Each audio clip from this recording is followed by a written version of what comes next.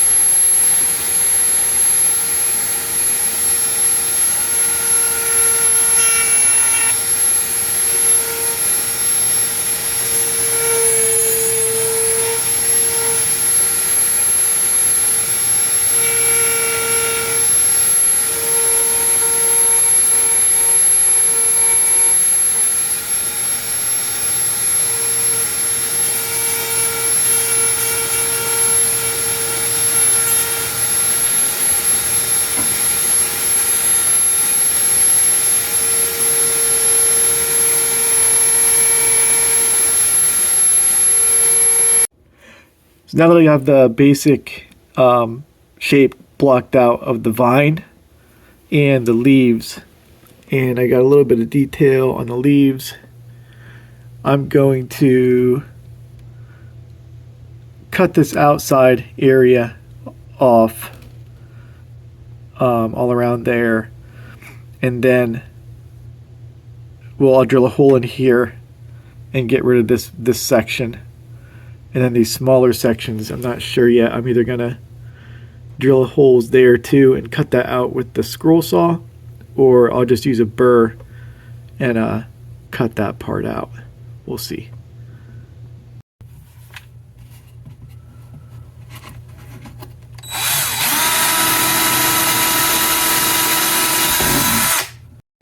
So drilled the hole, put the blade through the hole, and now I'm just going to cut this section out here.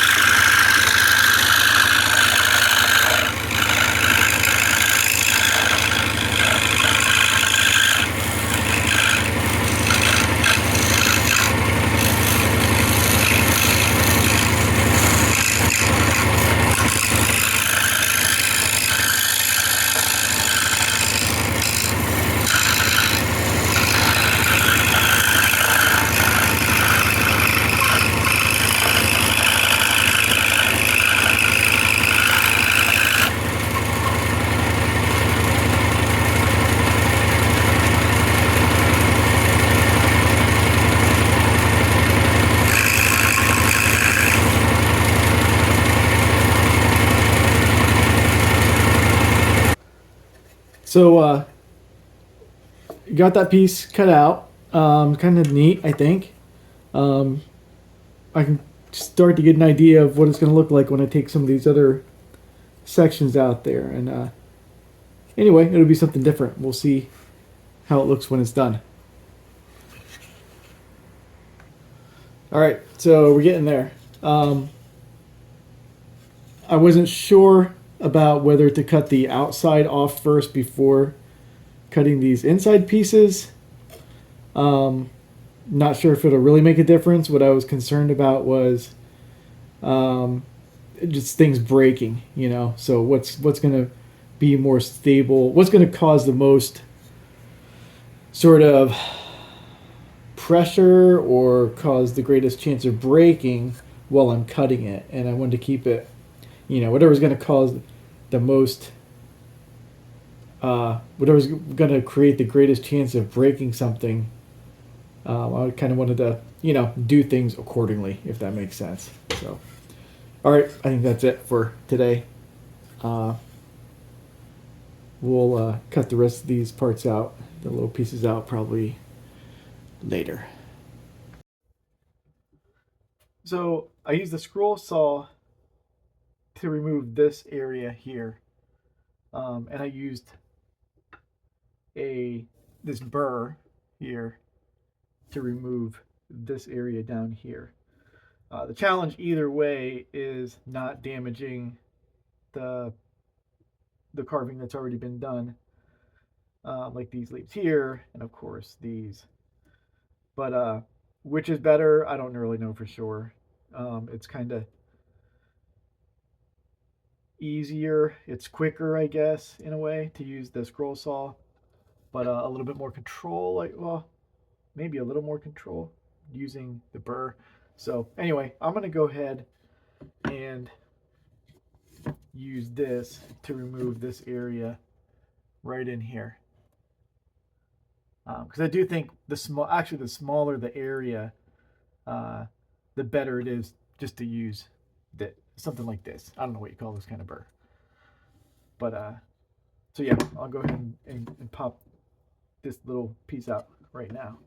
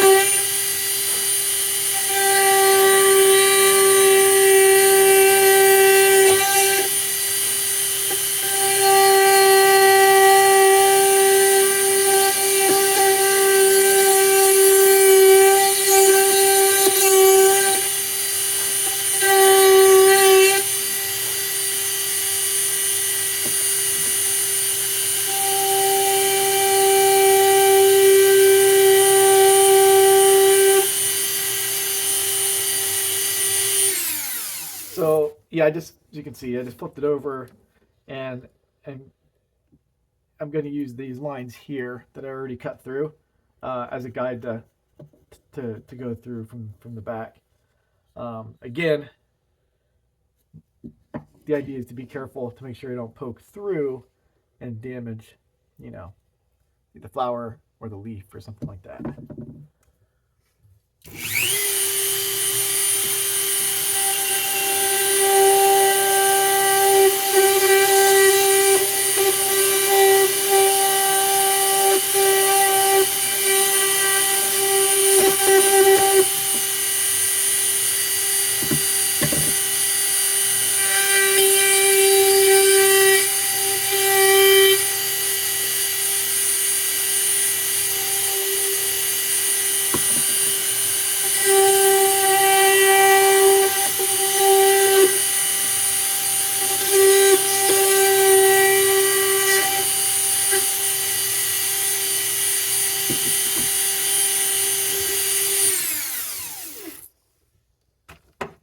Okay. Well, I got most of it. So anyway, I'll get the rest of that in a second. But that's, I guess, maybe a good indication that maybe the scroll saw is a little bit better. Yeah, I'm not really sure. I'll just keep experimenting and trying it both ways, and we'll see how it goes. So the next step is going to be getting rid of all of this in the background here, so that at the very least you can't see it from the front, but also to try to make it look decent from the back, and then putting probably some texture a little bit down here. So I'll do that now.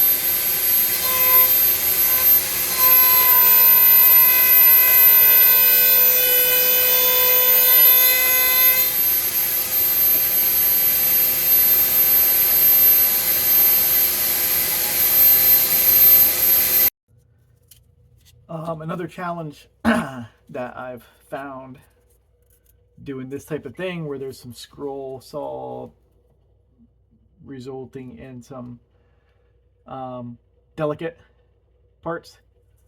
And this is the only the second time I've done this, but what I found is that, well, you have to be very careful, especially because this is very soft wood. It's cedar, picket, fence, board. So the sanding is where, if you ever try this, just be very, I guess, try to be patient and take your time and try to enjoy the process. And I found that getting creative with the sandpaper can help get into the really hard to reach spots, you know, like behind the leaves even, or you know, down along here. But I do think that taking the time to do this now will pay off later when it's done, and hopefully there won't be any broken leaves or branches. Thanks for watching. I'll be back with more later. So I think the last thing I'm going to do is, well, a little bit more sanding probably. But I think it's looking pretty good. And I'm going to put this little thing on the back just to give it, so it'll stand a little bit better. And then I'm going to varnish it, and that should be it. Just thought I'd show you real quick these little files. I think they're called needle files. Diamond grit needle file. Yeah, I got these at Harbor Freight. So anyway, these come in handy for these like little areas, like in there and in here. So anyway, I just thought I'd throw that in here so you can see, you know, one way to get into those tight spots like that. And also, like, kind of being creative too with, and careful how you go about getting in those spots. Like sometimes it's better to maybe go from behind, or yeah, just depending on where you're sanding and what's around it. The final product, here we go. I think I'm done with this. Since the last little video, all I did is, I think I added this little thing on the back so it'll stand up a little more sturdy, and I put some stain on it, gun stock stain, and a couple coats of varnish. So I just mentioned with the varnish I did a oil based, which I did not really like. It seemed like it stayed sticky, so I put another coat of this lacquer on, which I liked better, this one. So anyway, there it is. Time to start on the next project.